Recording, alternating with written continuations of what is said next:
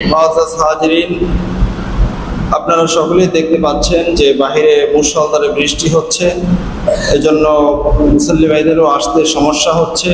তো আল্লাহ সুবহানাহু ওয়া তাআলা একান্ত দয়া করে আমাদেরকে যেহেতু সকলের আগে আগে আল্লাহর ঘরে মসজিদে আসার তৌফিক দিয়েছেন, আল্লাহর কাছে আমরা দোয়া করি আল্লাহ তাআলা যেন আমাদের এই আজকের এই উপস্থিতিটা গত এক সপ্তাহের গুনাহের কাফারা হিসেবে কবুল করে নেন, বলুন আমিন। মুআজ্জাজ হাজিরিন, এই বৃষ্টিটা আমাদেরকে একটা শিক্ষা দেয় যে প্রত্যেকটা ভালো কাজে সকলের চেয়ে আগে আগে যেতে হয়, ঠিক কিনা বলেন? আপনারা যদি আপনাদের পিছনে যারা এখনো আসেন নাই ওনাদের মতো যদি থাকতেন বাসায় বসে, আপনারা কি আসতে পারতেন? তো আগে আসছেন, লাভ হয়েছে না লস হয়েছে? কম না বেশি? এটা কেমনে বুঝলেন? এটা এখন বুঝবেন না, এটা বুঝতে পারবেন হাসরের ময়দানে, ঠিক কিনা বলেন? আজকের যে কতটা লাভবান হয়েছেন এটা বুঝতে পারবেন হাসরের ময়দানে। মানুষ, মসজিদ হলো আল্লাহর ঘর, এখানে আসলে সময়ের গণনা শুধুমাত্র বারবার ঘড়ির দিকে তাকায়। আসার সময় ঘড়ির দিকে তাকায়, যাওয়ার সময় ঘড়ির দিকে তাকায়। মসজিদে বেশি সময় থাকতে মনে চায় না। অথচ পৃথিবী বিখ্যাত মুহাদ্দিস, হানাফি মাযহাবের অন্যতম একজন ফকিহ আল্লামা মোল্লা আলী কারি রাহিমাহুল বারি, উনি ওনার কিতাব, পৃথিবী বিখ্যাত কিতাব মিশকাতুল মাসাবি এর শরাহ মিরকাতুল মাফাতিহ এর মাঝে সুন্দর একটা রিওয়ায়াত উনি করেছেন যে আল মুমিনু ফিল মাসজিদি কাসসামাকি ফিল মাই। মুমিন বান্দা মসজিদে আসলে ওই রকম শান্তি পায় যেই রকম মাছ পানিতে থাকতে শান্তি পায়। মাছ যখন পানিতে থাকে তখন কিন্তু ছটফট করে না। মাছকে যখন আপনি উপরে তুলে নিয়ে আসবেন তখন ছটফট শুরু করে দেয়। তাকে থাকতে আপনি যতই ভালো জায়গা দেন না কেন, কিন্তু ওর পানিতে, পুকুরে, খালে, বিলেই ওর ভালো জায়গা, ঠিক কিনা বলেন? ঠিক এর বিপরীতে বলা হয়েছে অল মুনাফিকু ফিল মাসজিদি কাত্তুয়ুরি ফিল খাফাস। মানে হলো মুনাফিক বান্দা যারা, তারা মসজিদে হলো ওই রকম যেই রকম বনের একটা পাখি আপনি খাঁচাবদ্ধ করলে সে শান্তি পায়। বনের পাখিকে যখন আপনি খাঁচার ভিতরে রাখবেন, তাকে যতই দুধ কলা খাওয়াবেন সে শুধুমাত্র সুযোগ খুঁজবে যে কখন আপনার এই খাঁচার দরজাটা খোলা থাকে, ঠিক কিনা বলেন? অনেকে টিয়া পাখি পালে, আমার ছাত্রদের ভিতরে এরকম আমি আগের মাদ্রাসা থেকে পেয়েছি। 1 বছর যাবত দুধ কলা খাওয়াইয়া পালছে। একদিন তার ছোট বোনে গিয়ে দরজাটা খুলে দিয়েছে, টিয়া পাখি চলে গেছে।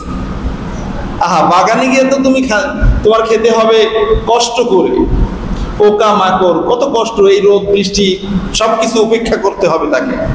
এখন বাসায় থেকে, ছায়ায় থেকে, আলোতে, বাতাসে থেকে প্রত্যেকদিন দুধ কলা খাওয়ায়, তাও তার ভালো লাগে না। ঠিক তদ্রূপ মুনাফিকদেরকে যতই জান্নাতের ভালো কথা শোনাবেন, যতই ভালো কথা বলবেন, সবগুলো কথা তার পক্ষে, তার শান্তির জন্য, কিন্তু মুনাফিক মনে করে আমার ক্ষতি করছে, বলুন না নাউযুবিল্লাহ। সে মসজিদে থাকতে চায় না, আসছে ঘড়ির দিকে তাকাবে, বাসা থেকে বলবে 12টা তো কেবল বাজে, আরো আধা ঘন্টা পরে গোসল করি, হুজুরে নামাজ তো পড়বে 1:30টায়, ইত্যাদি ইত্যাদি করে করে দেরি করবে। আবার মসজিদে আসছে বারবার ঘড়ির দিকে তাকাবে যে 1:30টা বাজে কিনা, আছে কি নাই?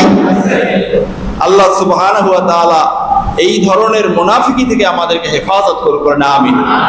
তো আজকের এই বৃষ্টির মাঝে প্রমাণিত হয়ে গেল যে কারা কারা ভালো কাজে আগে আসে।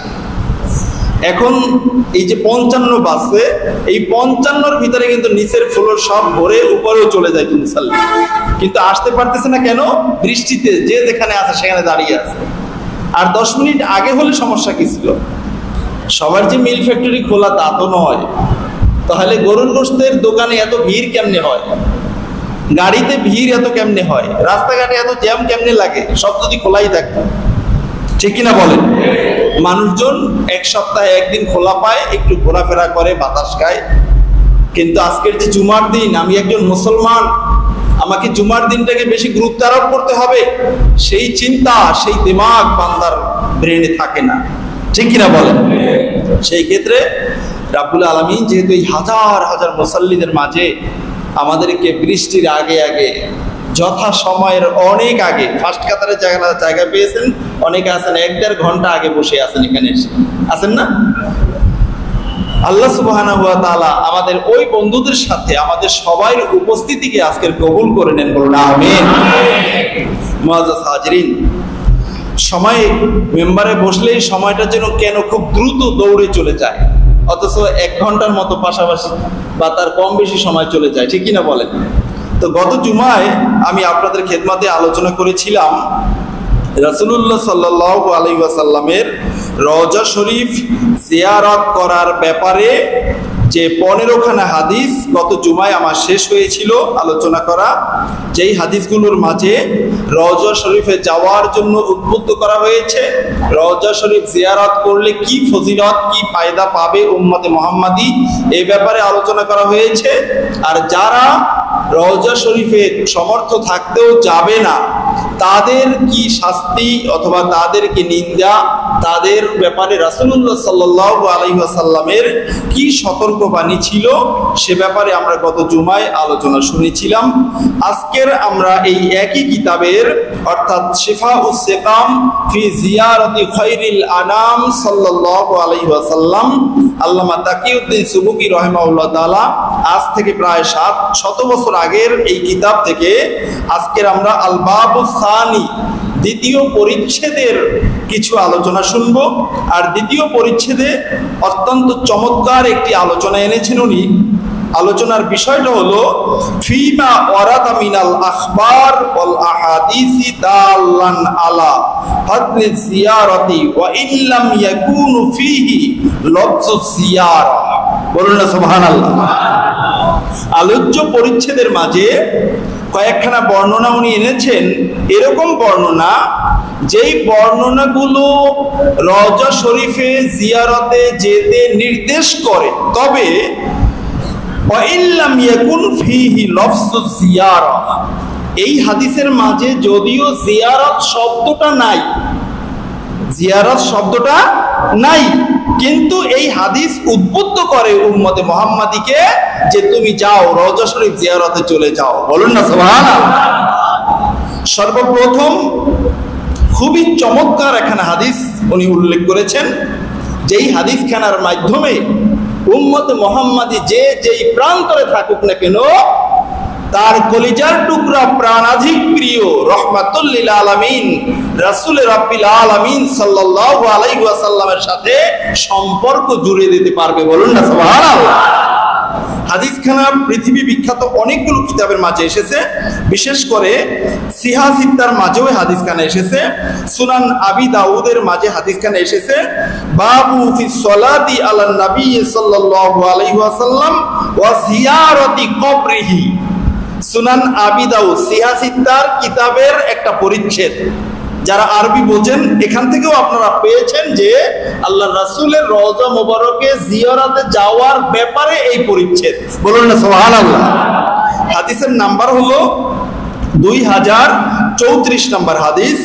এরপরে এই হাদিসখানা এসেছে ইমাম আহমদ রাহিমাহুল্লাহ তাআলা তার মুসনাদের মাঝে হাদিসখানা এনেছেন, হাদিস নাম্বার হলো 10433 নম্বর হাদিস।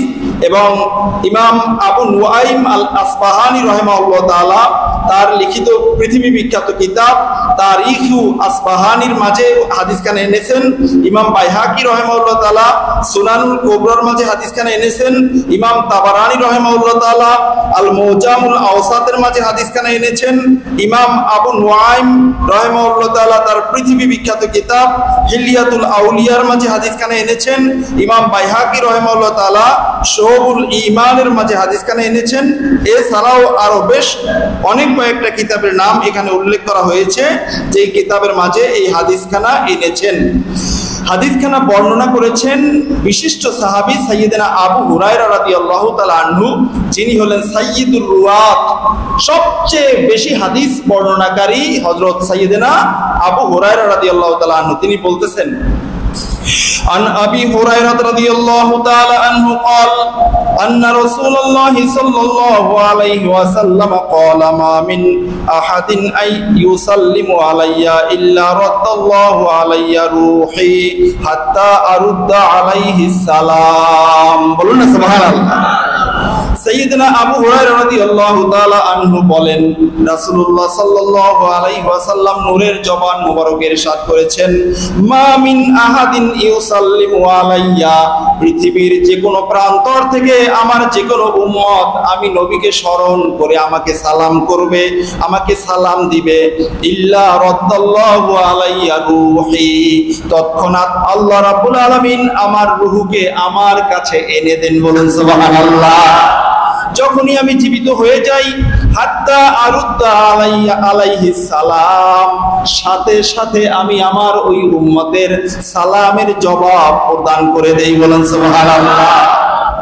এই হাদিস থেকে প্রমাণ করে আল্লাহর রাসূল রওজা মোবারকে রয়েছেন, যখনই কোন উম্মত পৃথিবীর যে কোনো প্রান্তর থেকে আল্লাহর রাসূলকে সালাম দিবেন, নবীজির কাছে রূহ মোবারক ফেরত দেন, এরপরে আল্লাহর রাসূল সালাম দেন। এখান থেকে যারা বলে আল্লাহর রাসূল মরে পচে গলে গেছেন, তারা বলে আল্লাহর রাসূল তো মৃত, আল্লাহর রাসূলের কাছে রূহ থাকে না, সালাম দিলে পরে রূহ আসে আল্লাহর নির্দেশে, সালামের জবাব দেয়, আবার চলে যায়। বলুন না নাউজুবিল্লাহ। ব্যাপারটা এরকম নয়। এখানে এই হাদিসের ব্যাখ্যায় বলা হয়েছে, রাসূলুল্লাহ সাল্লাল্লাহু আলাইহি ওয়াসাল্লামকে যখন কেউ সালাম দেয়, রূহ ফেরত দেয়, তার মানেটা হচ্ছে আল্লাহর রাসূলের কাছে সালামটা পৌঁছিয়ে দেওয়া হয়। বলুন না সুবহানাল্লাহ। মুহাদ্দিসদের কথা। আর যদি হাদিসের সরাহাতান প্রকাশ্য অর্থটা আমরা ধরি, তাহলে এবারে আসেন যে আপনি বলবেন আমার নবী, আপনার নবী রহমাতুল লিল আলামিন, শাফাআতের কান্ডারি, মৃত, ওনার কাছে রূহ থাকে না, আমি সালাম দিলে পরে রূহ যায়। তাহলে এবারে আসেন আপনার সাথে কথা, ওই যে হাদিস, যেই হাদিসখানা প্রায় 15টি কিতাবের মাঝে বড় বড় মুহাদ্দিসরা এনেছেন, রাসূলুল্লাহ সাল্লাল্লাহু আলাইহি ওয়াসাল্লামকে যেই দিনে দাফন করা হয়েছে, ওই দিন থেকে সকালবেলা 70,000 ফেরেশতা আল্লাহর রাসূলের রওজা মোবারকে আসে, সন্ধ্যা পর্যন্ত, মাগরিবের নামাজ পর্যন্ত রওজা মোবারকের চারপাশে ঘোরে আর তওয়াফ করে আর নূর নবীজিকে সালাম দেন। বলুন না সুবহানাল্লাহ। মাগরিবের নামাজের সময় এই 70,000 ফেরেশতা চলে যান, আবার 70,000 ফেরেশতা এই সময় নাজিল হন, ওই 70,000 ফেরেশতা আবার ফজর পর্যন্ত নবীজির রওজা মোবারকের চারপাশে তওয়াফ করতে থাকেন আর নবীজিকে সালাম দিতে থাকেন। তাহলে কি 24 ঘন্টার মাঝে নূর নবীজিকে কেউ না কেউ সালাম দেন না, এমন একটা সময়ও কি খুঁজে পাওয়া যাবে? তার মানে আল্লাহর রাসূলের কাছে রূহ মোবারক সব সময় থাকে। আপনি যে বলছেন আপনি সালাম দিলে পরে আসে, আপনার সালামের জন্য আল্লাহর রাসূল রওজা মোবারকে বসে নাই, বরং আল্লাহর রাসূলকে সালাম দেওয়ার জন্য দিন রাত 24 ঘন্টা 70,000 করে ফেরেশতা আল্লাহর পক্ষ থেকে প্রত্যেকটা মুহূর্তে সালাম দিতে থাকেন। বলুন না সুবহানাল্লাহ।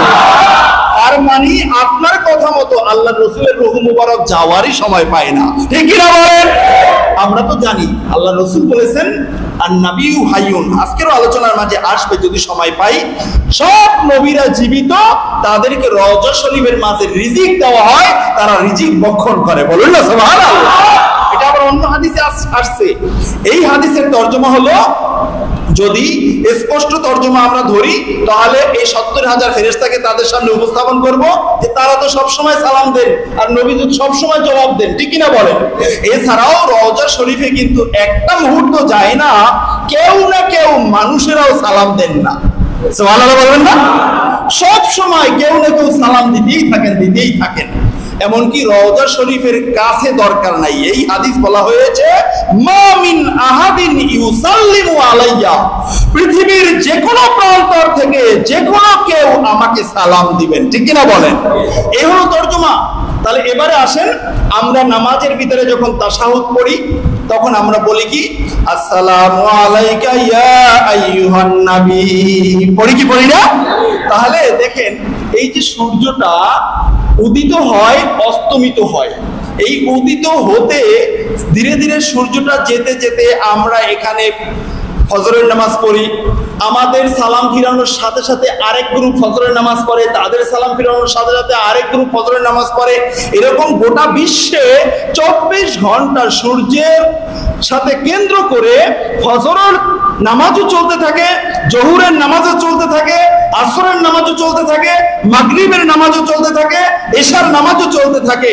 আর এশার পরে তো ফজর পর্যন্ত তাহাজ্জুদের নামাজ, নফল নামাজও চলতে থাকে, ঠিক কিনা বলেন?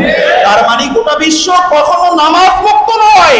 তুমি বেটা নামাজ না পড়তে পারো, কিন্তু আল্লাহর রাসূলের উম্মত এমন রয়েছে, গোটা বিশ্বকে আল্লাহ তাআলা এমন ভাবে সাজিয়েছেন, আল্লাহর জিকির যেখানে হবে, আল্লাহর হাবিবের জিকির সেখানে হবে, ঠিক কিনা বলেন? তার মানে 24 ঘন্টা আল্লাহর রাসূলের কাছে সালাম পৌঁছেন, বলুন না সুবহানাল্লাহ। তাহলে এখান থেকে আল্লাহ রাসূল বলেছেন, মা মিন আহাদিন ইউসাল্লিমু আলাইয়া, আমার যেই উম্মত পৃথিবীর যে কোনো প্রান্তর থেকে আমি নবীকে সালাম দিবে, ইল্লা রাদ্দাল্লাহু আলাইয়া রূহি হাত্তা আরুদ্দা আলাইহি সালাম, ওই সালাম আমার কাছে পৌঁছানো হয় এবং আমি নবী রওজা শরীফ থেকে ওই সালামের জবাব দিয়ে দেই, বলুন সুবহানাল্লাহ। এখন আপনার আমার কান নাই দেখে শুনি না, আল্লাহ রাসূল যে ওয়ালাইকা সালাম ইয়া উম্মতি এটা বলে যে সালামের জবাব দেন, এই জবাব আপনার আমার কান নাই বলে আমরা শুনি না। আজকের এই চ্যাপ্টারের মাঝেই হাদিস এসেছে, রওজা শরীফে গিয়ে সালাম দিয়েছেন, রওজা শরীফ থেকে সালামের জবাব এসেছে, বলুন না সুবহানাল্লাহ। সময় পাবো না, হয়তো বা বলা যাবে না বন্ধুরা আমার। তাহলে এই হাদিস থেকে আমরা পেলাম রাসূলুল্লাহ সাল্লাল্লাহু আলাইহি ওয়াসাল্লামকে সালাম দিলে আল্লাহর রাসূল সাল্লাল্লাহু আলাইহি ওয়াসাল্লাম সেই সালাম শুনেন এবং সেই সালামের জবাব দেন, ঠিক কি না বলেন? এখানে দেখেন এই হাদিসের ব্যাখ্যা আমি কতগুলো পৃষ্ঠা উল্টাইলাম, 1 2 3, 3 দুগুণে 6 আর এ হলো 1/7, এই 7 পৃষ্ঠা এই হাদিসের ব্যাখ্যা বিশ্লেষণ চলে গেছে, যেই হাদিস খানার বিভিন্ন ধরনের ব্যাখ্যা এখানে উপস্থাপন করা হয়েছে। কিন্তু আমরা ওই ব্যাখ্যার দিকে যাব না, ব্যাখ্যার দিকে গেলে আমাদের আলোচনার সামনে আগাবে না। এই কারণে আমরা এই সংক্ষিপ্ত আলোচনার পরে আরেকখানে হাদিস দেখব, যেই হাদিসখানা বর্ণনা করেছেন হযরত আবু হুরায়রা রাদিয়াল্লাহু তাআলা আনহু, এবং হাদিসখানা ইমাম দারিমি তার সুনানের মাঝে হাদিসখানা এনেছেন, মুসনাদে আহমদের মাঝে হাদিসখানা এসেছে, এবং সুনান ইমাম নাসাই রাহিমাহুল্লাহ তাআলা তার সুনানুল কুবরার মাঝেও হাদিসখানা এনেছেন। এছাড়াও আরো বেশ কয়েকটা কিতাবের নাম এখানে এনেছেন, যেই কিতাবের মাঝে হাদিসখানা এসেছে। রাসূলুল্লাহ সাল্লাল্লাহু আলাইহি ওয়াসাল্লাম ইরশাদ করেছেন, আতানি মালাকুন ফাকালা ইয়া মুহাম্মদ, নবীজি আমার বলেন, কোন একদিন আমার কাছে একজন ফেরেশতা এসেছেন, এসে আমাকে সম্বোধন করলেন, হে মুহাম্মদ, আল্লাহর হাবিব সাল্লাল্লাহু আলাইহি ওয়াসাল্লাম, ইন্না রাব্বাকা ইয়াকুল, আপনার রব আপনাকে বলেছেন, আমা ইউরদিকা আল্লাহ ইউসাল্লিয়া আলাইকা আহাদুম মিন উম্মাতিকা ইল্লা সাল্লাইতু আলাইহি আশরা, বলুন না সুবহানাল্লাহ।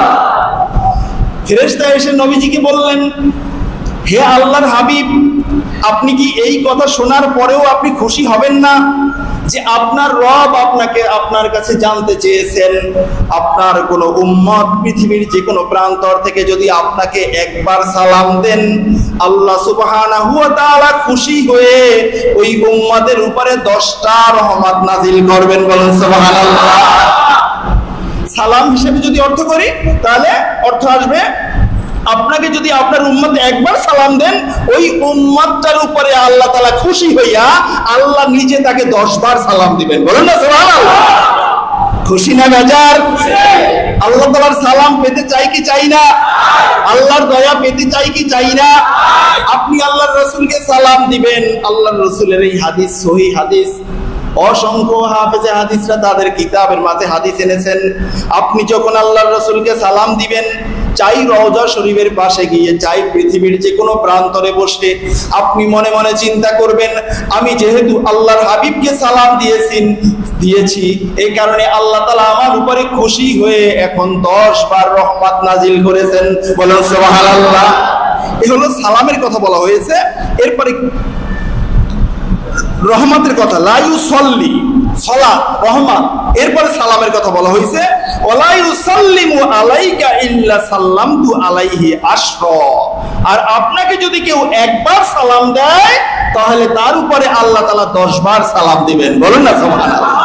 তার মানে দরুদের মাঝে দুইটা পার্ট, ওয়াসাল্লিমু তাসলিমা, ইন্নাল্লাহা ওয়া মালাইকাতাহু ইউসাল্লুনা আলান নবী। এই যে সালাত শেষে বলা হয়েছে ওয়াসাল্লিমু তাসলিমা, দুইটা জিনিস, একটা হলো সালাত আর একটা হলো সালাম। একটা হলো সালাত আর একটা হলো কি? আমরা সংক্ষিপ্ত দরুদ শরীফ পড়ি সাল্লাল্লাহু আলাইহি ওয়াসাল্লাম। এই দরুদের মাঝে প্রথম শব্দটা কিন্তু সালাত, সাল্লা, আর শেষ শব্দটা কিন্তু ওয়াসাল্লাম, সালাম। ঠিক কিনা বলেন? প্রথমটা হলো সালাত আর দ্বিতীয়টা শেষটা হলো কি? সালাম। আল্লাহ ইন্নাল্লাহা ওয়া মালাইকাতাহু এই আয়াতের মাঝে আমাদেরকে বলেছেন তোমরা আমার হাবিবের উপরে সালাতও পাঠ করো, সালামও পাঠ করো। বলুন না সুবহানাল্লাহ। সালাতও পাঠ করতে বলছেন, সালামও পাঠ করতে বলছেন। এখন আমরা এই যে সাল্লাল্লাহু আলাইহি ওয়াসাল্লাম বলি, যখনই আমরা বলবো যে হে আল্লাহ আপনার হাবিবের উপরে সালাত প্রেরণ করলাম, সালাত পাঠ করলাম, আপনি দয়া করে আপনার হাবিবের কাছে আমার পক্ষ থেকে সালাত পৌঁছে দিন, আল্লাহ রাব্বুল আলামিন সাথে সাথে আপনার আমার উপরে 10 বার রহমত নাজিল করবেন। বলুন না সুবহানাল্লাহ।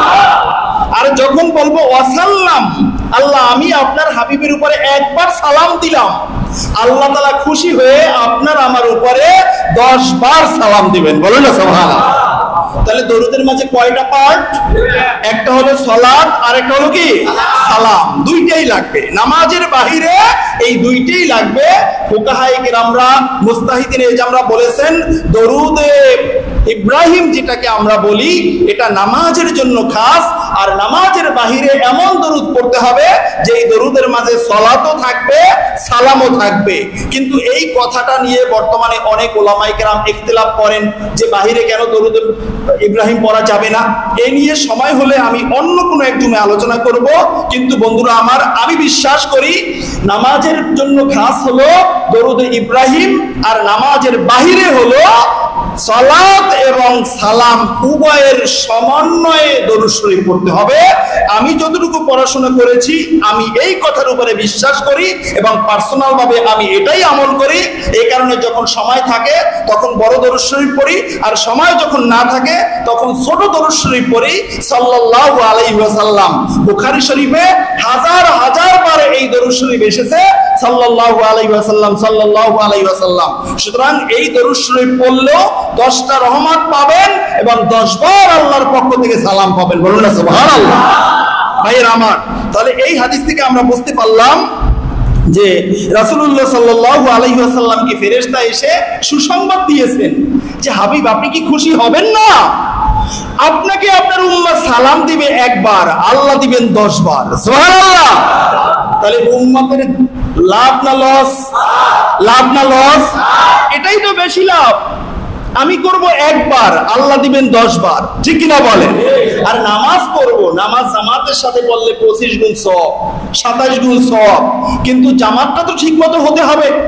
ইমামটা তো, খতিবটা তো সুদের ব্যবসায়ী হলে এই নামাজে 27 গুণ 25 গুণ সওয়াব আল্লাহ তাআলা দিবেন না।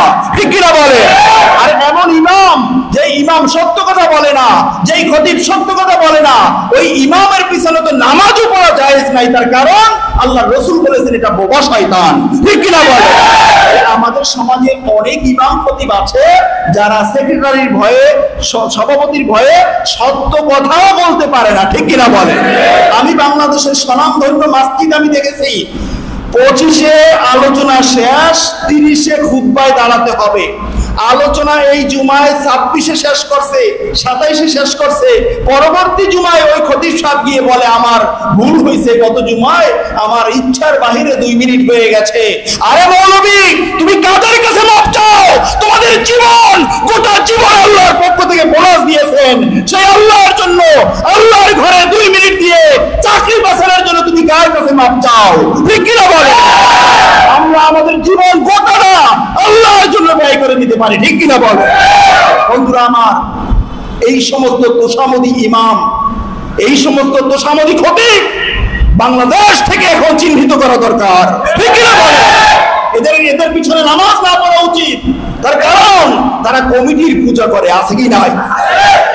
বন্ধুরা আমার, দুঃখের বিষয় হলো সত্য, আমাদের এই মসজিদে 2টা পর্যন্ত আলোচনা করতেও আমার কলিজা কাঁপতো না, কিন্তু এখন আমার কয়েকটা ফ্যাক্টরি খোলা রাখে শুক্রবার, ওনারা বন্ধ রাখেন আরেকদিন। ওনাদের কি সুবিধা আল্লাহই ভালো জানে। আমি পিছনে আরো একদিন বলছিলাম, এই কথাটা কার ভালো লাগবে বা খারাপ লাগবে সেটা আমার বিষয় নাই।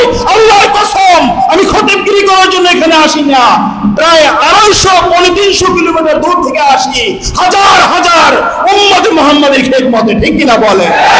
এজন্য আজকেও আবার তাদেরকে বিনীত অনুরোধ করবো, যদি সম্ভব হয়, আপনাদের যদি সমস্যা না হয়, শুক্রবার সাপ্তাহিক ছুটি করা হোক সব মিল ফ্যাক্টরিতে, ঠিক কিনা বলে? আমরা একমত কিনা? তাদের কানে যায় না, জিজ্ঞেস করি, ভাই উনি কি মুসলমান? মুসলমান। তোরে বেটা মুসলমান হইতে বলছে কেন? তুই কোটিপতি হতে পারো, কারমাইসের মালিক হতে পারো। এইরকম দরবেশ বাবা আমরা বহুত দেখছি, পাবলিকের টাকা খাইয়া, দাড়ি কামাইয়া, এরপরে আবার চলে গেছে জেলখানায়, ঠিক কিনা বলে? আমরা ওইরকম দরবেশ হতে চাই না, আমরা হতে চাই সাচ্চা মুমিন। ইমান মসজিদেও থাকবে যেরকম, ফ্যাক্টরিতেও থাকবে সেরকম, জালেমের সামনেও থাকবে সেরকম, ঠিক কিনা বলে? তার কারণ আমরা ইমাম মাহদী সৈনিক, ঠিক কিনা বলে? ইমাম মাহদী সৈনিক হতে চাই কি চাই না? সবাই চাইবে ইনশাআল্লাহ। কার পক্ষে থাকতে হবে? কার পক্ষে থাকতে হবে? আল্লাহর পক্ষে থাকতে হবে, রং ধারণ করতে হবে আল্লাহর রাসূলের, ঠিক কিনা বলে? আল্লাহ তাআলা কবুল করে বলেন আমিন। এই সময়ও যদি বাংলাদেশ ঠিক না হয়, আর ঠিক হইবে কবে মিয়া? এই সময়ে যারা ঠিক হইতে পারবে না, ওর কপালে হেদায়েত নাই, ওর কপালে হেদায়েত আর কখনো হবে না, ঠিক কিনা বলেন? গোটা বিশ্বব্যাপী মানুষ মারা যাচ্ছে, লিবিয়ায় আমার মুসলমানদের রক্তক্ষরণ হচ্ছে, প্রত্যেকদিন মানুষ মারা যাচ্ছে, তুমি আমি বেঁচে থেকে কি লাভ, ঠিক কিনা বলে? আমরা বাঘের মতো হুঙ্কার দিয়ে মরতে রাজি, ঠিক কিনা বলে? বন্ধুরা আমার, এই কারণে একটা কথা মনে রাখবেন, আল মাউতু তুহফাতুল মুমিন। যেই ব্যক্তি মুমিন, মৃত্যুটা হলো তার হাদিয়া। সুবহানাল্লাহ বলেন না? খতিব আপনাকে 500 টাকা হাদিয়া দিলে আপনি খুশি হয়ে যান, কিন্তু মৌতের ভয়ে, মৌত তো বহু দূরের কথা, চাকরিটার ভয়েই তো সত্য কথা বলেন না, ঠিক কিনা বলেন? আল্লাহ সুবহানাহু ওয়া তাআলা বুঝার তৌফিক দান করুন, আমিন। শুধুমাত্র ইঙ্গিত দেই, এই ব্যাপারে কথা বলতে গেলে অনেক টাইম চলে যাবে, আমার সময় এমনিতে শেষ হয়ে গেছে। আল্লাহ সুবহানাহু ওয়া তাআলা বুঝার তৌফিক দান করুন, আমিন। বন্ধুরা আমার, আমি আপনাদেরকে আরেকখানা হাদিস শোনাতে চাই। এই চ্যাপ্টারের মাঝে, কোন চ্যাপ্টার? যেই চ্যাপ্টারে একটু আগে বললাম যে এখানে অধ্যায় কায়েম করা হয়েছে এই ব্যাপারে, যে হাদিসগুলো হলো এমন যেই হাদিসের মাঝে জিয়ারতের কথা থাকবে না, তবে জিয়ারতের ব্যাপারে উদ্বুদ্ধ করা হয়, ঠিক কিনা বলেন? আগে যে হাদিসখানা বললাম, প্রথম হাদিসখানা, আল্লাহ রসুলের কাছে সালাম দিলেই জবাব দেয়। এই শোনার পরে কোন উম্মতের মনে চায় না রওজা শরীফে গিয়ে আমি নবীজিকে সালাম দিব? মনে চাই কি চায় না? কিন্তু এখানে জিয়ারতে যাও, জিয়ারত করলে শাফাআত ওয়াজিব হবে, হালাল হবে, এই কথা কিন্তু নাই। তারপরেও এই হাদিস শোনার পরে উম্মতের মনে চায় আমি যদি একটু রওজা শরীফে গিয়ে সালাম দিতে পারি, ঠিক কিনা বলেন? এখন এই অধ্যায়টার ভিতরে আরেকটা পরিচ্ছেদ কায়েম করা হয়েছে, ছোট্ট একটা পরিচ্ছেদ, ফি ইলমিন নবী সাল্লাল্লাহু আলাইহি ওয়াসাল্লাম বিমান ইউসাল্লিমু আলাইহি। এই অধ্যায়ের মাঝে ওই হাদিসগুলো আনা হয়েছে, রাসূলুল্লাহ সাল্লাল্লাহু আলাইহি ওয়াসাল্লাম কিভাবে, ফি ইলমিন নবী, নবীজির জ্ঞান কোন ব্যাপারে, বিমান ইউসাল্লিমু আলাইহি, ওই উম্মতের ব্যাপারে যেই উম্মতটা নবীজিকে সালাম দেন, যেই উম্মতটা নবীজিকে সালাম দেন, নবীজি এই সালামটা কিভাবে পান, কিভাবে পৌঁছে নবীজির কাছে, প্রশ্ন আসে না? এই ব্যাপারে হাদিস দেখেন, হাদিসখানা বর্ণনা করেছেন আব্দুল্লাহ ইবনে মাসউদ রাদিয়াল্লাহু তাআলা আনহু। এই হাদিসখানাও সুনানুল কুবরার মাঝে এসেছে, অনেকগুলো কিতাবে এসেছে। এখানে প্রত্যেকটা হাদিসেরই রেফারেন্স দেওয়া আছে, প্রায় অর্ধ পৃষ্ঠা ব্যাপী। আমি রেফারেন্সের দিকে না গিয়ে হাদিসখানা আপনাদেরকে শোনাই। আব্দুল্লাহ ইবনে মাসউদ রাদিয়াল্লাহু তাআলা আনহু তিনি বলেন, আনিন নবী সাল্লাল্লাহু আলাইহি ওয়াসাল্লাম قال ইন্না লিল্লাহি মালাইকাতান সাইয়াহিনা ফিল আরদি ইউবাল্লিগুনি মিন উম্মাতিস সালাম। বলুন না সুবহানাল্লাহ। নবীজি আমার বলেছেন ইন্না লিল্লাহি মালাইকা, রাব্বুল আলামিনের একদল ফেরেশতা রয়েছে, যেই ফেরেশতার হিজাব থাকে, যেই ফেরেশতা সাইয়াহিনা ফিল আরদ, ঘুরে বেড়ায় গোটা পৃথিবী ব্যাপী। বলুন সুবহানাল্লাহ। গোটা জমিনের মাঝে ঘুরে বেড়ায়, ঘুরে ঘুরে দেখে আমার কোন উম্মত আমি নবীকে সালাম দেয় কিনা, আমার কোন উম্মত আমি নবীর উপরে সালাত করে কিনা। সালাত আর সালাম যখন পাঠ করে, ইউবাল্লিগুনি মিন উম্মাতিস সালাম, আমার ওই ফেরেশতা আমি নবীর কাছে এসে ওই উম্মতের সালামটা পৌঁছে দেয়। বলুন সুবহানাল্লাহ। তাহলে যে যেখানে বসে পাঠ করুক না কেন, ফেরেশতা আল্লাহর রাসূলের কাছে গিয়ে এই সালাম পৌঁছে দেন, ঠিক কি না বলেন? এখন এখানে আরেকখানা হাদিস আনা হয়েছে, যেই হাদিসখানার মাধ্যমে আমাদের একটা শঙ্কা কেটে যাবে যে আমার সালামটা নবীজির কাছে পৌঁছাইবে, তো নবীজি তো হায়াতুন নবী, পর্দা করছেন, আমাকে কতখানি চিনবেন, আমার ব্যাপারে নবীজি কতটা অ্যালার্ট, কতটা সতর্ক, কতটা পরিচিত আমি নবীজির কাছে। একটা প্রশ্ন আসে না? এখানে একটা হাদিস আনা হয়েছে, এই হাদিসখানাও অনেকগুলো কিতাবের মাঝে এসেছে, বিশেষ করে ইমাম সৈয়দী রাহিমাহুল্লাহ তাআলা জামুল জামায়ের মাঝে এনেছেন এবং কানজুল উম্মালের মাঝে হাদিসখানা এনেছেন, এবং ইবনু সাদ তার তবাকাতুল কুবরার মাঝেও হাদিসখানা এনেছেন। হাদিসখানার রাবি হলেন বকরা ইবনে আব্দুল্লাহ আল মাসানি রাদিয়াল্লাহু তাআলা আনহু। তিনি বলেন ক্বালা রাসূলুল্লাহ সাল্লাল্লাহু আলাইহি ওয়াসাল্লাম, নবীজি আমার ইরশাদ করেছেন, হায়াতি খায়রুল লাকুম ওয়া ওয়াফাতি খায়রুল লাকুম। বলেন না সুবহানাল্লাহ। নবীজি আমার বলেন, উম্মতেরা চিন্তা করবা না, চিন্তা করার কোনো কারণ নাই, আমার জীবনটাও তোমাদের জন্য কল্যাণ, আমি পর্দা করার পরে রওজা শরীফে থাকবো, আমি ইন্তেকাল করব, এটাও তোমাদের জন্য কল্যাণ। বলুন না সুবহানাল্লাহ। কারণ উনি তো আসছেন রহমাতুল লিল আলামিন হইয়া, ওনার কোনো কিছু রহমতের বাহিরে কল্পনা করা যায় না। বলুন না সুবহানাল্লাহ। এই কারণে উনি ছিলেন সাহাবাদের সামনে কল্যাণ, আবার পর্দা করছেন, তাও কল্যাণ। সুবহানাল্লাহ বলেন না। নবীজির কোনো কিছু উম্মতের জন্য, কোনো মাখলুকাতের জন্য অকল্যাণ নয়, নবীজির সবগুলোই হলো কল্যাণ। বলুন না সুবহানাল্লাহ। কিভাবে দেখেন, নবীজি এবার তাফসীর করছেন নিজেটা নিজেই, হায়াতি খায়রুল লাকুম তুহাদ্দিসুনা ওয়া ইউহাদ্দিসু লাকুম, আমার জীবনটা তোমাদের জন্য কল্যাণকর, তোমরা যখনই কোনো বিপদে পড়ো, যখনই কোনো বালা মুসিবত তোমাদেরকে ঘিরে ফেলে, তোমরা আমি নবীর কাছে সরাসরি চলে আসতা, আমি নবী তোমাদের সাথে কথা বলতাম, তোমরা আমার সাথে কথা বলতে, আল্লাহর পক্ষ থেকে আমি নবী তোমাদেরকে সমাধান করে দিতাম। বলুন সুবহানাল্লাহ। কোনো বিপদ নাই, আমার কাছে আসো, যত বড় সমস্যা সমাধান হয়ে যাবে। বলুন না সুবহানাল্লাহ। এই কারণেই তো এই আখিরি সময় আমি যে হাদিস শুনেছিলাম, আল্লাহ রসুল একেবারে শেষ দিকে বসে আল্লাহ রসুল সাহাবাদেরকে বলছেন, তোমরা কে কি চাও আমার কাছে বলো, আর এরপরে সুযোগ পাবা না, এখন আমার কাছে বলো, আমি তোমাদেরকে দিয়ে যাই। বলুন না সুবহানাল্লাহ। আল্লাহ রসুলের কাছে এক একজন এক এক জিনিস চাইছেন, এক এক সাহাবী এক এক জিনিস চাইছেন, আল্লাহ রসুলের দোয়ায়, আল্লাহ রসুলের ওসিলায় উনি আজীবনের জন্য সেই বিষয়টা পেয়ে গেছেন। বলুন না সুবহানাল্লাহ। আল্লাহ রসুল বলছেন, আমার জীবনটা তোমাদের জন্য কল্যাণ।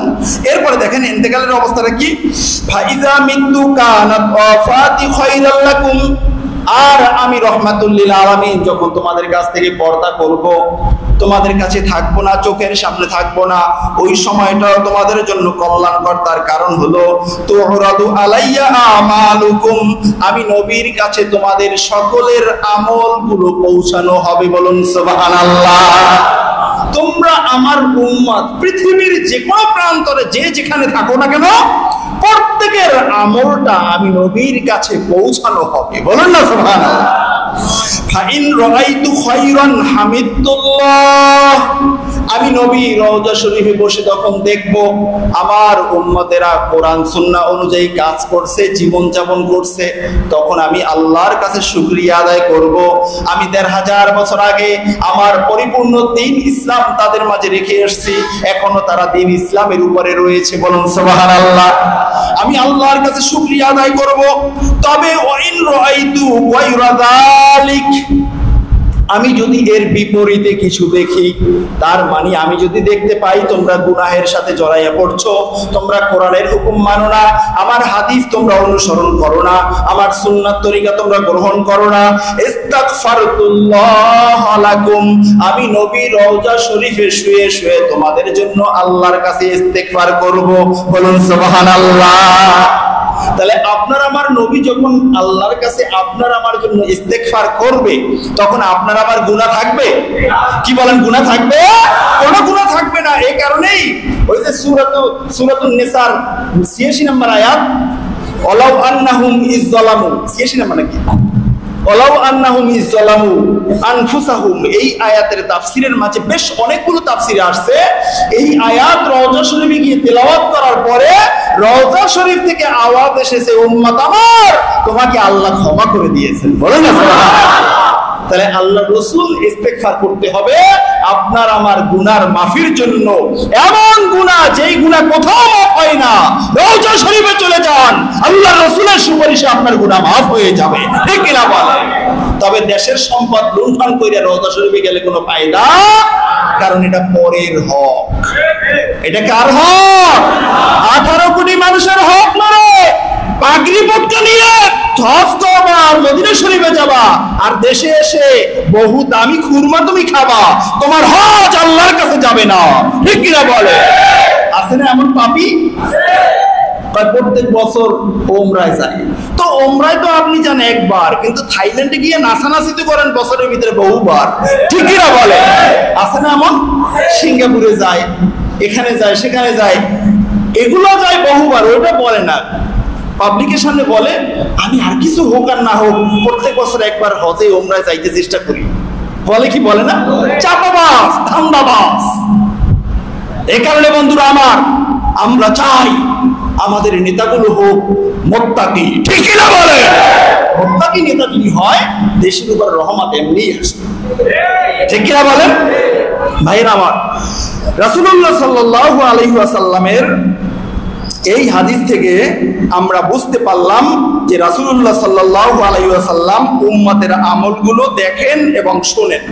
এরপর যে আসেন আম্মার ইবনে ইয়াসার রাদিয়াল্লাহু তাআলা আনহু, একেবারে নবীজির প্রথম দিকের সাহাবী, সুবহানাল্লাহ বলবেন না? একেবারে সূচনা লগ্নের সাহাবী আম্মার কেমন সাহাবী?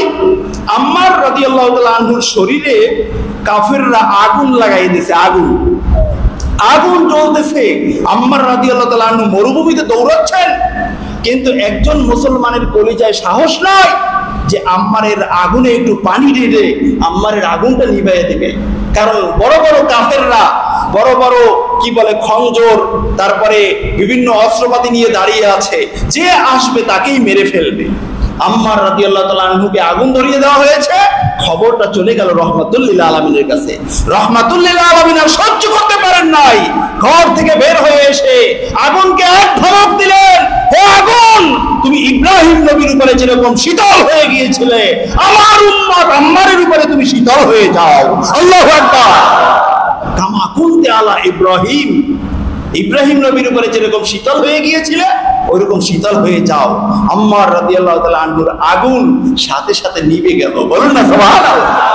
এই আম্মার ইবনে ইয়াসার তিনজনই সাহাবী। আম্মার হলেন ছেলে, উনি সাহাবী, ওনার পিতা ইয়াসার রাদিয়াল্লাহু তাআলা আনহু উনিও সাহাবী, আর ওনার আম্মার রাদিয়াল্লাহু তাআলা আনহুর মাকে জানেন? সেই সুমাইয়া রাদিয়াল্লাহু তাআলা আনহা, যিনি ইসলামের মুসলিম কি বলে পুরুষ আর মহিলার মাঝে সর্বপ্রথম শহীদ, বলুন না আল্লাহু আকবার।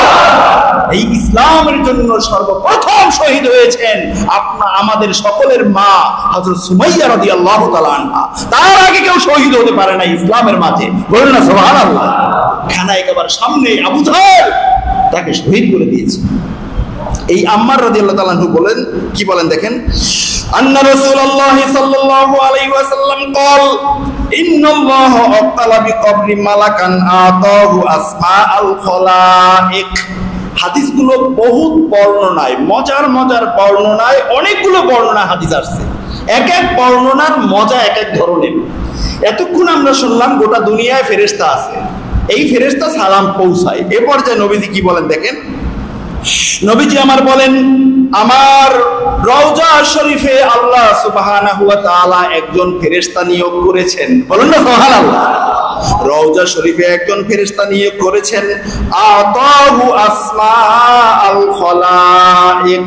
গোটা দুনিয়ায় যত মাখলুক রয়েছে, যত মানুষ রয়েছে, প্রত্যেকটা মানুষের কথা শোনার জন্য ওই ফেরেশতাকে কান দিয়েছেন। বলুন সুবহানাল্লাহ।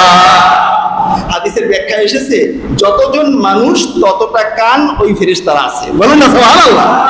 যতটা জিন ততটা কান ওই ফেরেশতার আছে। বলুন না সুবহানাল্লাহ। কারণ জিন ইনসান আল্লাহর ইবাদতের জন্য সৃষ্টি, ঠিক না বলেন? যে যেখান থেকে দরুদ শরীফ পড়ে দেখেন, ফালা ইউসাল্লি আলাইয়া আহাদুন ইলা ইয়াউমিল কিয়ামাহ ইল্লা বালাগানি বিইসমিহি ওয়া ইসমি আবিহি।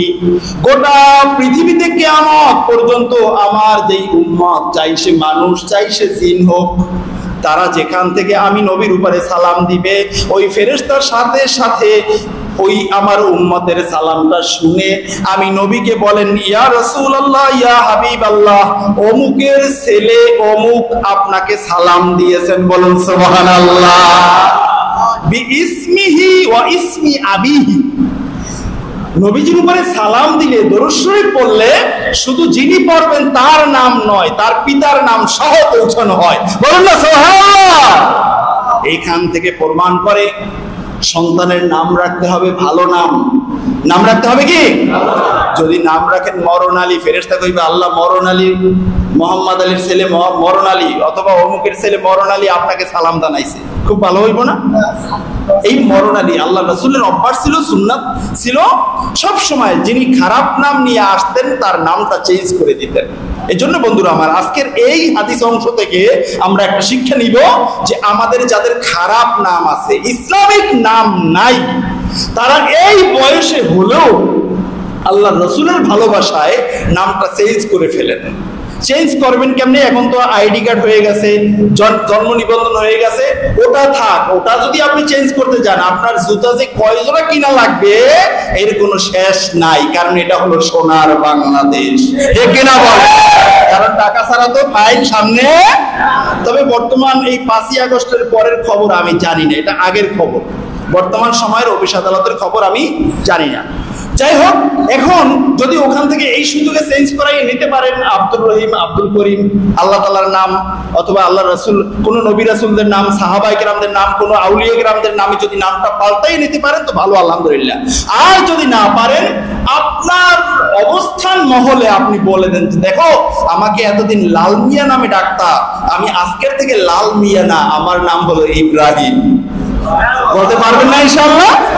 আমার নাম ইসমাইল, আমার নাম হাসান, আমার নাম হুসাইন, আমার নাম মুহাম্মদ, আমার নাম আহমদ, আমার নাম আব্দুল্লাহ, আব্দুর রহমান, এরকম নামে নিজেকে পরিচয় করাই দেবেন।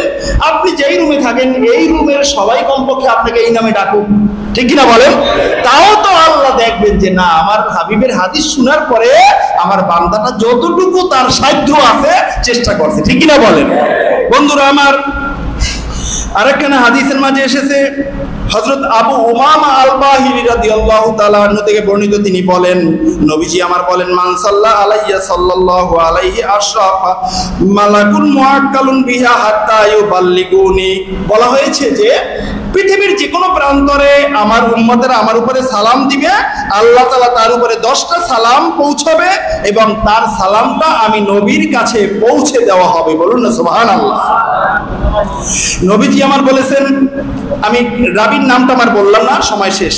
নবীজি আমার বলেছেন, লা তাজালু বুয়ুতাকুম কুবুরা ওয়াসাল্লু আলাইয়া ওয়া সাল্লিমু হাইসু কুনতুম ফায়ুবাল্লিগুনি সালামুকুম ওয়া সালাতুকুম। নবীজি আমার বলেছেন, উম্মতেরা তোমাদের ঘরটাকে তোমরা কবরস্থান বানাইও না, কুবুরান, তোমাদের ঘরটাকে তোমরা কবরস্থান বানাইও না। কেন? কবরস্থান হবে কখন? যখন ওই ঘরের মাঝে আমি নবীর উপরে দরুদও পড়বা না, সালামও দিবা না। ওয়াসাল্লু ওয়াসাল্লিমু হাইসু কুনতুম, তোমার ঘর, তোমার অবস্থান স্থল যে রকমেরই থাকুক না কেন, যেই জায়গায় থাকুক না কেন, ওই জায়গায় বসে আমি নবীর উপরে দরুদ ও সালাম পাঠ করতে থাকো। বলুন না সুবহানাল্লাহ। তার কারণ তোমাদের দরুদ এবং সালাম আমি নবীর কাছে পৌঁছানো হয়। বলুন না সুবহানাল্লাহ। এই হাদিসের ব্যাখ্যায় লিখেছেন, যদি কেউ অমনোযোগী, মনে করেন হিসাব করতেছি দোকানের, মুখে মুখে সাল্লাল্লাহু আলাইহি ওয়াসাল্লাম সাল্লাল্লাহু আলাইহি ওয়াসাল্লাম পড়তেছি, কি যে পড়তেছি নিজেও জানি না, কয়বার পড়ছি তারও কোনো হিসাব নাই। এমন অনেক সময় হয় না, ব্রেন এঙ্গেজ থাকে আরেক দিকে কিন্তু মুখে বলে একটা, হয় না এরকম? এইরকম ব্যক্তির দরুদ শরীফ এই ফেরেশতা পৌঁছে দেবে। আর যখন উম্মত চিন্তা করবে আমি নবীর উপরে দরুদ শরীফ পড়ব, আমি খেয়ালে রওজা শরীফ দেখতেছি, আমি রওজা শরীফের সামনে বসে দরুদ শরীফ পড়তেছি, আমার দরুদ আমার নবী সরাসরি শুনতেছেন, আমার নবী তাহলে ওই উম্মতের দরুদ সরাসরি শোনেন। বলুন না সুবহানাল্লাহ। কোনো মিডিয়া লাগে না। বলুন না সুবহানাল্লাহ। আবার একটা কিতাবে আমি বলছি, যে কোনো মানুষ যখন দরুদ শরীফ পড়ার খেয়ালে সুন্দর করে মেসওয়াক করবে, ওযু করবে, তাশাহুদের কায়দায় বসবে, বসে আমার নবীর উপরে দরুদ শরীফ পড়বে, সালাম দিবে, ওই যে ফেরেশতা চারদিকে ঘুরে, ওই ফেরেশতা এই বান্দার মুখের সাথে মুখ লাগায় দরুদ শরীফ সাল্লাল্লাহু আলাইহি ওয়াসাল্লাম মিমটা বের করতে দেরি, ওই ফেরেশতা ঠোঁটের সাথে ঠোঁট লাগিয়ে এই দরুদ নিয়ে নবীর কাছে পৌঁছাইতে দেরি হয় না। বলুন না সুবহানাল্লাহ। এখন মুখটা থেকে যদি সিগারেট খাই তত ফেরেশতা মুখ লাগাইবো নাকি? মদ যদি খাই তত আরো আগে লাগাইবো, ঠিক কিনা বলেন? আবার হারাম যদি খাই তাহলেও তো লাগাইবে নাকি? হারাম কি শুধু মদ আর সিগারেট? হারাম কি শুধু মদ? পরের হক নষ্ট করলে এটা হারাম হয় কি হয় না? সুদ হারাম হয় কি হয় না? বউয়ের মহরের টাকা না দিয়ে আত্মসাৎ করছে, দেওয়ার নিয়ত নাই, এমন টাকাও স্বামীরা খায় কি খায় না? এটা কি হালাল? হারাম, হারাম, হারাম। ইয়াতীমের সম্পদ দেয় না, খাইয়ে ফেলাইছে, ঠিক কিনা বলেন? আল্লাহ নিজে বলছেন কোরআনের আয়াত, তাদের পেটের ভিতরে ইয়াতীমের সম্পদ ঢুকায় নাই, তারা যেন আগুন ঢুকাইছে। বলুন না নাউযুবিল্লাহ। এই সমস্ত হারাম খাইলে এই ফজিলত পাওয়া যাবে না। কম খাবো, এক বেলা খাবো, তিন বেলার দরকার নাই। হালাল খাবো, ইবাদত বন্দেগী করব, মরণ আসবে, হাদিয়া হিসেবে মউতকে গ্রহণ করে হাসতে হাসতে আল্লাহর কাছে চলে যাব। এমন একটা পবিত্র জীবন আমরা গঠন করতে পারি কি পারি না বন্ধুরা আমার? আল্লাহ সুবহানাহু ওয়া তাআলা আমাদের সকলকে রাসূলুল্লাহ সাল্লাল্লাহু আলাইহি ওয়াসাল্লামের মহব্বতে দরুদ ও সালাম পড়ার তৌফিক দান করেন, বলুন আমিন। আমরা আজ থেকে রবিউল আউয়াল মাসে আমরা একটা দৃঢ় প্রতিজ্ঞা করলাম। আল্লাহ রাসূল বলেছেন, মুসনাদে আহমদের হাদিস আমি আপনাদেরকে পিছনেও শুনিয়েছি, আল্লাহ রাসূলের উপরে দৈনন্দিন যেই লোকে 1000 বার দরুদ শরীফ পড়বে, মরার আগে তাকে জান্নাতে তার থাকার জায়গাটা দেখানো হবে। আল্লাহর ফেরেশতা বলবে যে, দেখো বান্দা, তুমি আল্লাহর হাবিবের উপরে ডেইলি 1000 বার দরুদ শরীফ পড়তা, তো তুমি তাড়াতাড়ি চলে আসো, আসলেই তোমাকে এই যে সাজানো জায়গাটা এটা তোমাকে দেওয়া হবে। তখন ওই বান্দা এই সাজানো জায়গা দেখে হাসতে হাসতে বের হয়ে আসে। বলুন না সুবহানাল্লাহ।